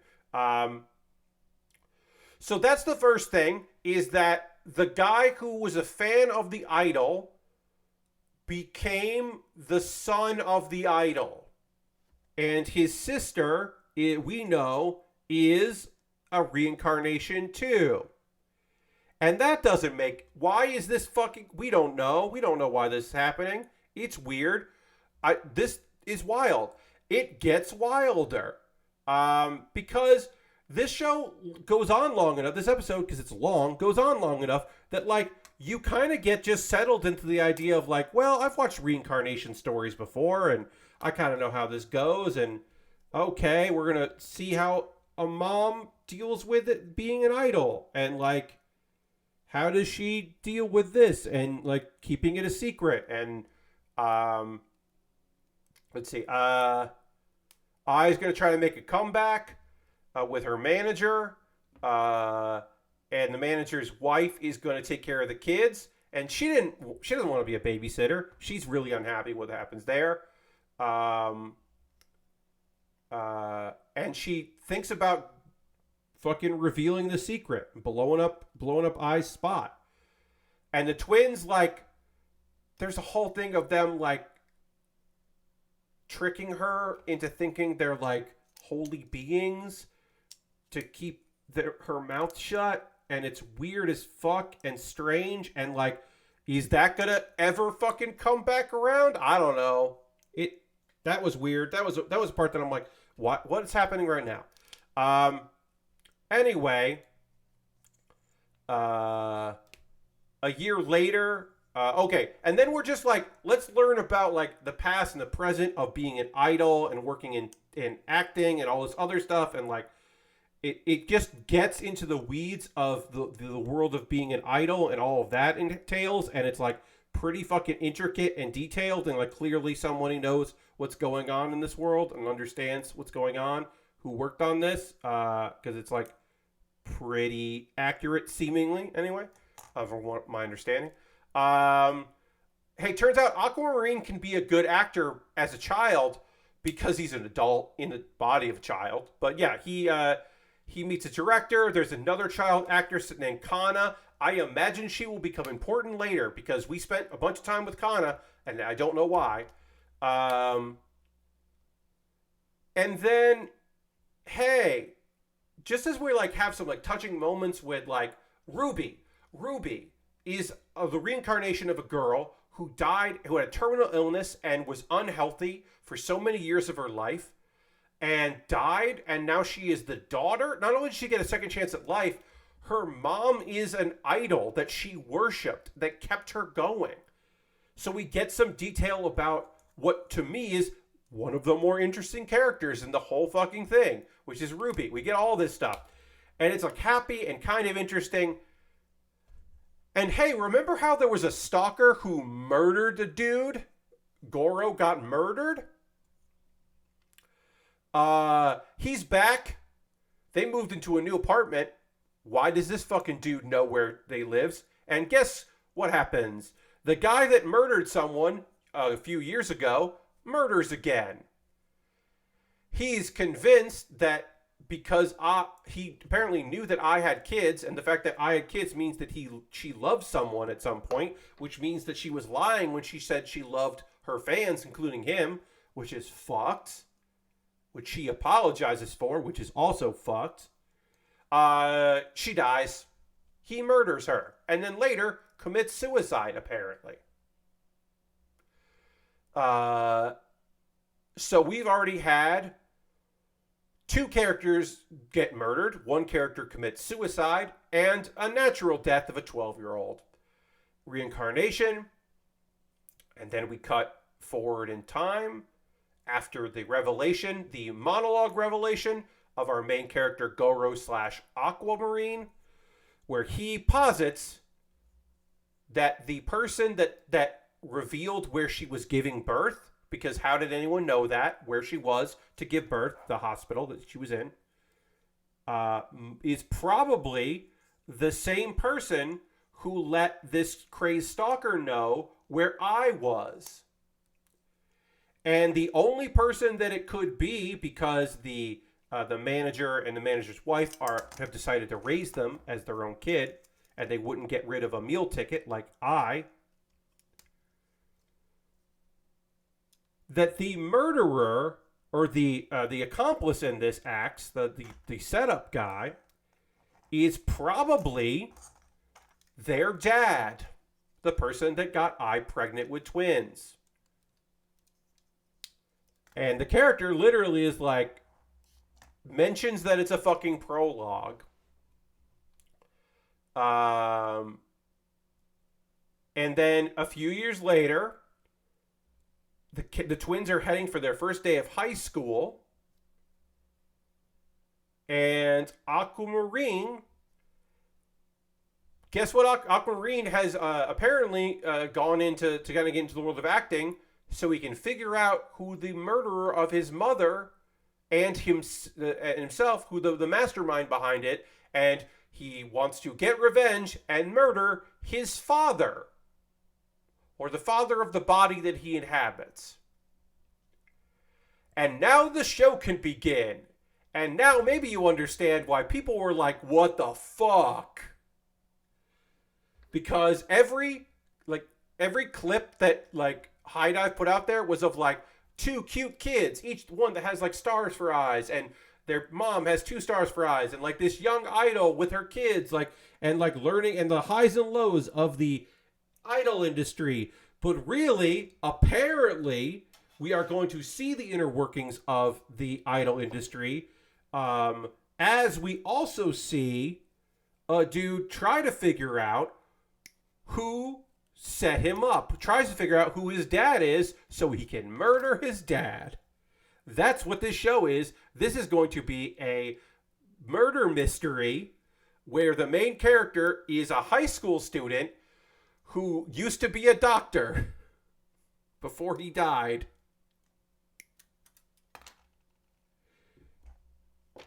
And I don't fucking really know. A while ago, Proxy said it best. It went places. That you are saying it best. This show went places. That's Oshi no Koi, Ko. And what the fuck is what I would like to say. I'm going to watch episode 2. Now, a murder mystery, a like revenge thriller, that's not my jam. Like, I'm not like feeling it. Like, that's not my style. But I do want to know what the actual tone is. Like, does this shit get silly at points? Is it grim dark? Are there moments of levity? Like, what's the deal with this fucking thing? Will at any point the brother and sister acknowledge to one another their actual backgrounds? Will Goro realize that a patient that he took care of, who got him into, being into the idol stuff, is now his sister? Will she realize that one of her doctors is now her brother? We don't know. We don't know where this is going to go. Oh, this is not the right hand for a weapon. That's fine. We don't know where this is going to go. It's fucking wild. I would say, even with me explaining it and telling you the twists, I would say you should probably watch it. I mean, set aside time to watch an hour and 22-minute episode of an anime. Like, get your time together, because it goes places and it's wild. And I think episode 1, aka the prologue, is good. Is some good shit. I think what I watched today was fun and I liked it. I'm not convinced that I will enjoy the series, but as a exercise, the thing I can't believe is, like, how many chapters of the manga is what we just watched? Because, like,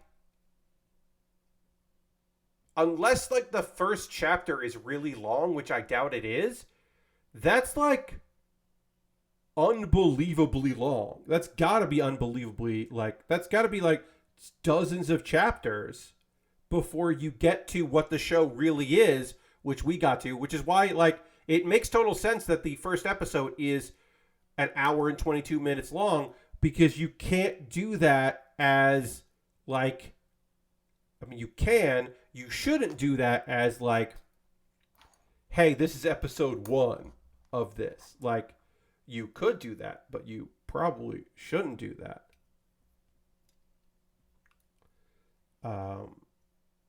Again, it was wild. I really enjoyed it. I think I'm definitely gonna watch episode 2. But yeah, I wonder, people who are reading this weekly or monthly, like 6 chapters in, when you're like, wait, I died? What the fuck? What am I watching? Like, that's gotta be wild if you didn't know. That's what you're getting. Unless the manga starts with them in high school and then you get, like, how they got there, which I could see, to be like, hey, this is what the show actually is. Now we'll go back in time. So the closest I can, the last time that, like, something this wild happened as a setup, again, a series I did not watch any of, but I appreciate it existed. We should at least give a shout out to Hiragashi When They Cry, because you may remember that a couple of years ago, there was a remake of Hiragashi When They Cry that came out, right? remake came out. People were excited about it because like, oh, well, the first one was good, but this one will have like, hey, we're gonna be faithful. There'll be some changes, but we're gonna tell the story again. We're very excited about it. We got some of the voice actors back. It's gonna be so great. And then episode 2 ended, and then they were like, psych, this isn't a remake. It's actually an alternate history version of it. This is new cool shit where we're taking the existing thing and changing it, and we're changing the name. It's not Hiragashi when they cry go. It's Hiragashi when they cry like something else. They changed the title. They literally were like, two episodes of this show aired, and then the rest of the season is this show. Gotcha. And they pulled a fucking gotcha on people. And I think that's fucking incredible. And I'm sure some people figured it out and knew the whole time that they were like, oh, this is actually going to be something different. This isn't like a faithful retelling of it or like a new interpretation of the visual novels. But still, we don't really get that. We don't really get like weird with it. We don't we're not accustomed to people getting fucking wild with that shit. I love that. Okay, so where does this have to be? Does it have to be like here? Yeah. We got a beam saber that kind of just sticks out here, I think, but I can't fully understand where this goes. I don't actually see where that goes. Sorry, everybody. I'm not going to put the beam saber in because I'm not fully sure where this is supposed to be. This goes like that. This goes here. Oh, they go on either side. Okay, they're supposed to go in like this. I got it. There's 2 of them. I didn't understand it. So the beam sabers live in the shield. That's where the beam sabers live, and you can pull them out. I did not understand that. I was like, where is this supposed to live? In the middle. I don't understand where in the middle this would go. It actually goes in here. Clips on there. We are going to go long here, friends, because we're so close to being done. If we go over 11, we go over 11. But I want to finish this and transform it. So we are going to go long tonight because I think it would be weird to do that later. So, all right, I'm not going to be able to figure out exactly how these fit in. They fit in like this, I think. Oh, there we go. Okay, I got one done. Let me get the other one done.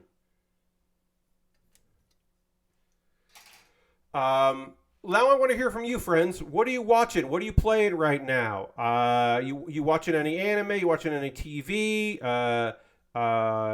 all, I don't know. You all caught up on sports? I don't know. What are y'all up to? What do you got going on? What video games are you playing? I already talked about Meet Your Maker. There was a new Hearthstone expansion that came out on Tuesday. I've been playing that. I have some modified new versions of my decks that have been pretty good. I've been playing that and enjoying that. We played Jackbox Party Pack 9 on Tuesday, which was a lot of fun. Thank you for everybody that came out for that. We had some new friends join us, which is always fun. And yeah, that was a good time. I was happy to play some Jackbox Party Pack 9 with people because that's great. I've got one more sticker to put on here. And then we've got to, we'll take a photo and then we will disassemble this kit and get ready to reassemble it in its flight mode. So let me get the parts of the shield that I need to get done here. We'll get that together.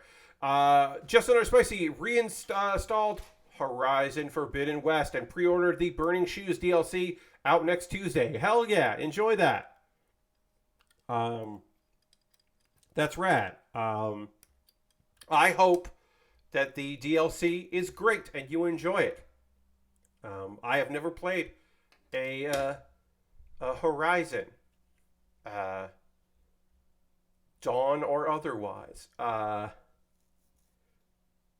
or West. Not been in there. Not tried it, but seems like a cool game. I hope you have a great time with it. Yeah, I've been playing Hearthstone. I'm enjoying my time in Hearthstone. I don't have anything new to report there. New expansion has some fun mechanics that I'm be interested in. I still need a new like standard deck. It's always nice to have one deck in standard, but there are a couple new death rattles. I got a couple new death rattles for my rogue death rattle cheap deck, and my shaman deck. I put in some new cards just to put in new cards, but the new cards I have in my shaman deck are not better than the ones I took out of it. So I think I'm going to swap them back. Yeah, I don't really like them. So there's like a rush minion. It's like an 8-mana rush minion that when it attacks a minion, it gains one more attack and then randomly attacks another minion. So it theoretically could clear a board early on. Like, it's a card that might be great against Pirate Rogue, but I'm not playing against Pirate Rogue. I'm playing against people who are cheating out big minions, and it's worthless against big minions. So I'm like, this would be great. Again, cheating us early, clearing a pirate board, that would be rad. I don't think I'm going to get that opportunity, so it just feels like it's not a good card to be in my deck. So I'm like, I think I'm going to have to pop those out. But then I'm like, then am I playing a deck that has no new cards in it? Am I that guy? I don't want to be that guy. So I got to see. I got to see where I'm at with that, because I don't think I want to be the guy that like crafts a deck and then uses it even after an expansion comes out with no new cards. Like, I don't know if I want to be that guy.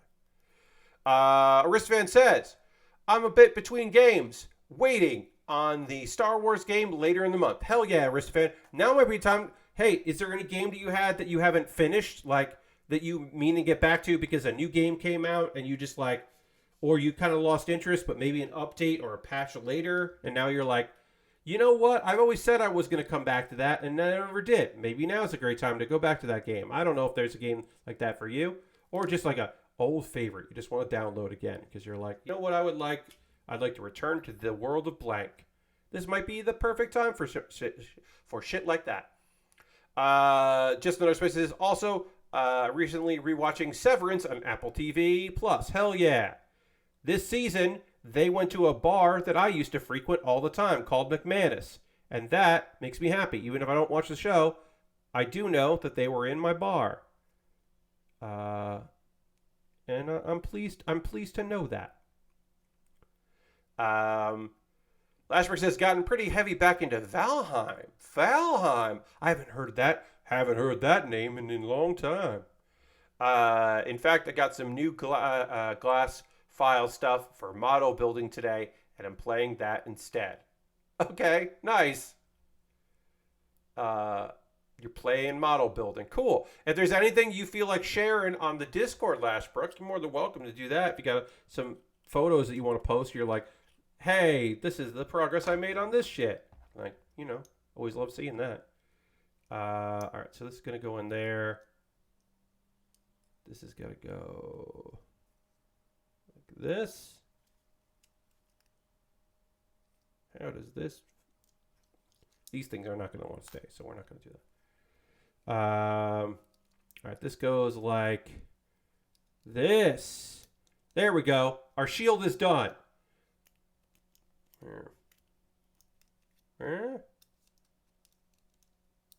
Why am I? Oh, nope. Doesn't look like he wants to do that. Does it want to do that? Does it want to do that? It's one of those things where I'm like, did I do this wrong? No. Okay, so that's how the shield goes. That's weird. All right. And then we can pop the shield in here. Let's get a photo, and then we will disassemble this kit, and we will convert this kit into flight mode in just a moment. But this fell off. That's fun. I may have done something weird with this shield, but whatever. Let's get this photo taken, and then we can get the flight mode going. Sorry, I meant I'm playing Valheim instead. Oh, there you go. Oh, you're playing Valheim instead of using your new cool glass file. Got it. Sorry, Lashbrook. I misunderstood. You're so back into Valheim that you are playing Valheim instead of playing the new game, playing the Use Your Glass file. I got it. I get it now. Thank you for clarifying. Yeah, I mean, like I said, Meet Your Maker and Hearthstone have kind of been my thing. Catching Pokemon in Pokemon Go. I went for a long walk today and caught a bunch of Pokemon. I'm trying to catch them all, but I'm probably never going to. But I have caught quite a few in Pokemon Go. I like saying that casually. I'm trying to catch them all, but you know how it is. All right, so now let's start disassembling. So this is C. This is A. This is B. This goes away over here. This goes over here. Then we need, this goes away. This goes away. This goes away. This goes away. We have now disassembled all of that. And now we have to build stuff. So you're like, Pat, what did you just fucking do? I just disassembled it because this is not a flight mode where you fold and bend and move it. This is a take pieces apart and put it on a new frame, which is this, which is such a better idea, and they should just do this shit. Forget the like, oh, and then it folds in half and then the legs just kind of tuck underneath. No. Give me a new base of a kit and then let me put parts of it on that base. This is such a more interesting idea. I hope it looks good. I might be setting myself up for a big disappointment, but I kind of love this idea. So we're going to flip this over here. And then we got to build some parts to this. Some of these parts look very similar to the model kit because they are attempting to emulate what the main part of the kit looks like. So that's why like this piece is identical to another piece on the kit right here. It's pretty much the same as that piece. So that if you look at it, you go, oh, that was like the chest of that. Cool. This goes like that. And then you have to do some other parts there. So yeah, because before I was like, hey, why do I have these extra parts? Well, they're not extra parts. They're supposed to emulate this stuff here. And then 30 and 31 is here. 31 goes on this side.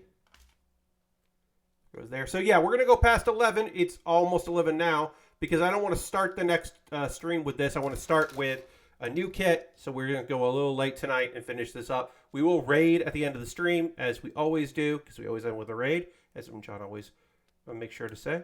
But we will do that. But we're going to go a little long. If you can't hang out, you can't hang out. And I understand. If you want to keep hanging out, feel free to do that because that's also lovely.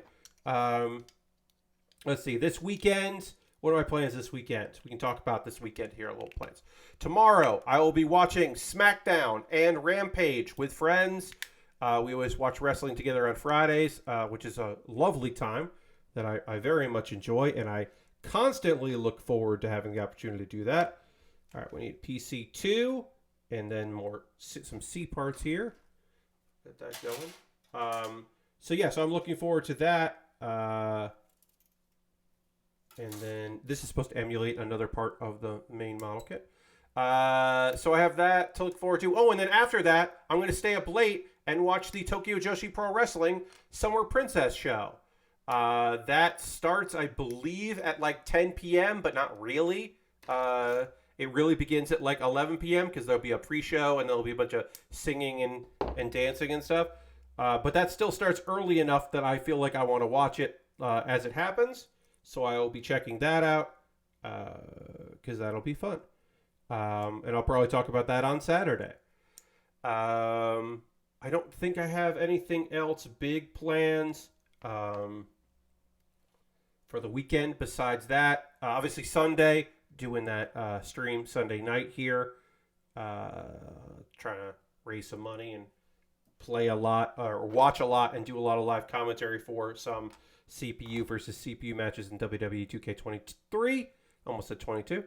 So we'll do that on Sunday. But yeah, that's the big push anyway. All right, so we built this. This is the new parts. And now we are going to be modifying the parts that we already have. If I remember correctly, I think there might be a few new parts, but okay. So we got to take some things apart here. This is J, so we need this part, and this is I, so we're gonna need this part. So those can go. This we won't need, I don't think, so we can put it over there. Then J goes here and locks in under this. Yep, so that goes under there. That's cool and good. And then we need to take the butt out. We just need the back part of the butt. We don't need the side parts of the butt. We just need this part. So that comes out.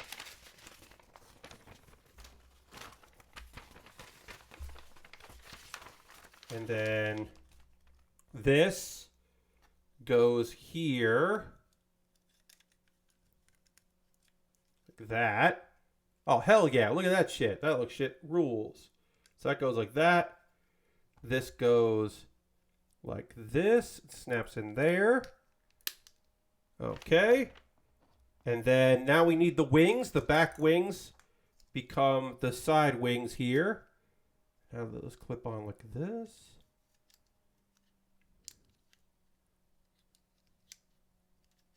And I have to see how that clip on. Oh, it goes in like this. Doesn't clip in anywhere. But so it fits in the hole. Whoop. What is that noise? Oh, hey, I got a donation. Oh, nice. That's so lovely. Let's see. I was like, what's that noise? I forgot it was the Ko-Fi. So now I'm at 6% of my goal. Hell yeah. Alexander just supported me. Alexander would like Rhea Ripley versus Bianca, which is awesome. That is a match. That's going to be one of the matches we see at WWE 2K23 stream. Will be that. And that I'm going to write that in. And who requested it. And that's lovely. But yeah, I'm at 6%. Will do. Thanks. I was like, what's that noise? Oh, it's somebody helping me. That's lovely. It's so nice to be higher in my goal. And then I gotta go over there and look at that. Great. But yeah, Andrew just booked our opening contest, Rhea Ripley versus Bianca Belair, which will be fun. We've had Rhea Ripley before. We haven't had Bianca, so that'll be neat. Okay, so we did that part. We got that there. What else do we have to do here? Oh, we want to take the arms. We got to take the arms here. We're going to take the shoulders off and then fold this part up of the arms. Take the shoulders off, fold this part up. I see the creator of Spy Family has a new manga out from Viz called Tista. I did not know that, Lord Crashington. Did not see that. That sounds neat. And then, oh, now we have to assemble some new parts, which is B6 into B2. We gotta put these parts more. I didn't even know we needed. B6 into B2. Are these related? I imagine that these are related to the arms that we just took out or the shoulder pieces that we just took out. I don't know what. But yeah, that's cool. I didn't see it. Lord Crest says, Tissa leads a life as the Grim Reaper of New York City. Ooh, already interested. Feared by the criminal underworld. She knows her life is doomed, but can't her feelings for a young man she just met bring her back from the abyss. That might be cool. I mean, I'd be willing to at least give that a look. I don't know if that's going to be cool. Oh, so I also need this other part here. This looks somewhat complicated, so this will be interesting to see if I can assemble this correctly here. But it looks like I am tucking the arms because, of course, the arms do need to be in here. The Reaper of New York City is not a title I knew existed. I mean, like, hey, New York is such a big... Hey, look, New York City, okay? We got a lot of people there. probably needed. New York definitely needs its own, Grim Reaper, because, like, got a lot of people, It's just, like, a lot going on. And it's like, who wants to deal with all those tourists? You know what I'm saying? Makes sense. You know what? Makes sense. All right, so we have to put these arms in here, and upside down. Yeah, like, then where do they go? So they fit like this, and then that's gonna lock it in place, I guess. Sorry, I don't. Okay, so like it goes like this, and then that's gonna slide in to lock it in place. But I'm not 100% sure where this goes. Like, oh, like that. Oh, right. All right. Okay. I get it now. I'll turn it like that first. Okay. Sorry. This is like an interesting. This is just like an interesting thing. I don't know. I'm not describing it properly, but this is cool. The way this kit is handling the assembly of a flight mode is interesting to me. All right, and then this goes and locks it in place over here, and this will keep the arm from sliding out, and then also help fill in the part where it's a plane. I did see that New York City is looking for a rat czar. New York City found a rat czar. Thank you very much, Lord Crashington. There is a rat czar. She's like, literally her statement was, you're going to see a lot more of me and a lot less rats. And I was like, why would we need to see more of you? Just get rid of the rats. I don't know why we would see. What are you fucking talking about? Why would we need to see you, lady? I don't know you. Okay, so we are going to need more. We're going to need some new parts here, looks like. This fucking kit. I've never heard anyone talk about this kit before, and it's got so much weird shit in it that I really like. Like, there's so many parts that are only for the flight mode. Like, you wouldn't want to transform this back and forth. You would want to do it as a flight mode or as the robot mode. Like, this is so much goddamn work to do this. You absolutely would not. All right, so this comes out like this. Okay, so that comes down, and then this comes out. We don't need this part. That goes over here into the we don't need you parts. I don't think we need that either, and I don't think we need that. I think we will need these. And then, or maybe we don't need those. Did he give me a letter for that? This is fucking wild. It's good. It's very good. Okay, that was J. We took those off. Now, yeah, G. I don't know where G goes, but maybe we do need G. I don't know. Okay, so M comes off. That's these. We will need these later, I guess. So then this comes off. Oh, no, yeah. This comes off. And then this separates. Like this. And we don't need that anymore. But we do need these. So these go there. And then we'll have the new parts that have to come on. And then this part goes off. And we probably need that again. Okay. And then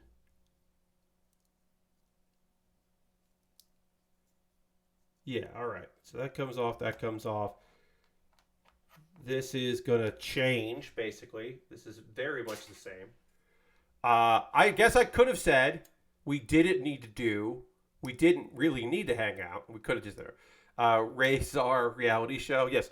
More pizza rats, less pizza czars. Yeah, all right. I can see that. Lord Christian says it's like a 3-in-1 Lego for Gundam, except way more work. Kind of. It's just one of those things where I'm like, I guess that you want to get... I would say this, friends. If you wanted to have this kit, I would get 2 of them, which feels bonkers to say, but I guess I would get 2 of these because yeah, you want to just, uh, yeah, I guess I would say that you want to have two because, um, you wouldn't want to be going back and forth with this. You want to do it once and be done with it. But it's wild that this is how you do it. This is how we do it. It's different. Not this is how you do it. Not this is how we do it. This is how we do it is when you are introducing a man named How We Do It to the stage. That's different. And of course, you play him out to this is how we do it.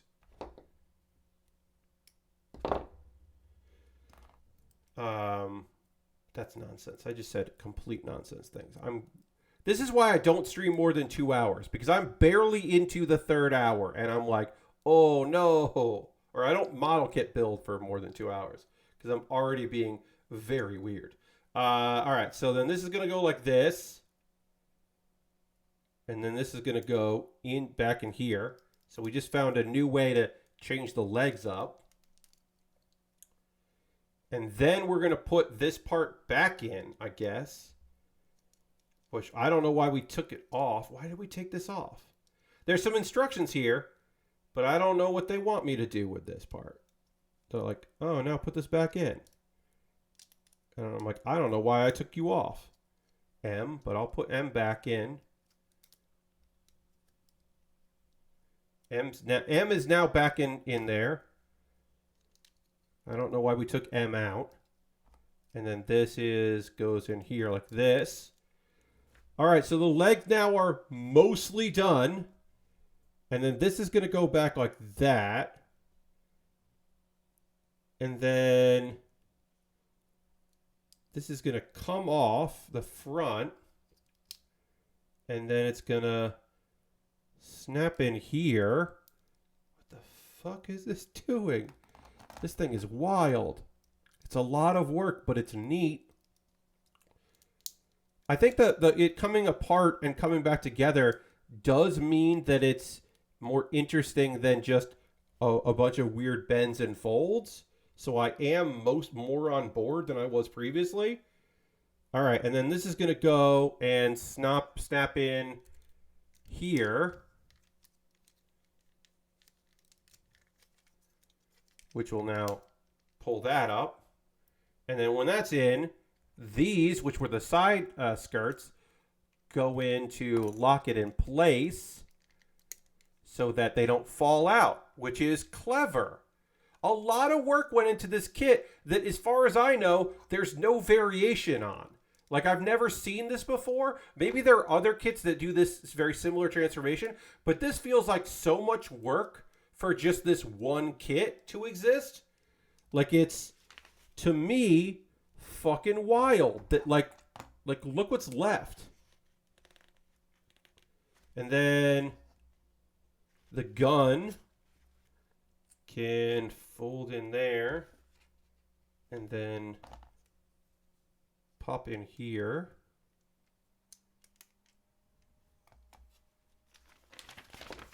And that's it. Yeah. What a fucking weird ass kit. Completely wild. I'm going to take a photo of all the extra parts that aren't part of the flight mode here. But yeah, that's fucking wild and weird and cool. Look at this thing. I'll show you a bunch of angles of it. It definitely doesn't look like it's just a folded kit because it is, of course, not. It's like has its own base. I love it. And then you put the stand in so it kind of layers like that. Yeah, that's so cool. All right, let me take a photo of that. And then we gotta fucking raid because it's like 11:15 and I want to be done with this. So we got a flight mode here. And then we've got all our extra parts.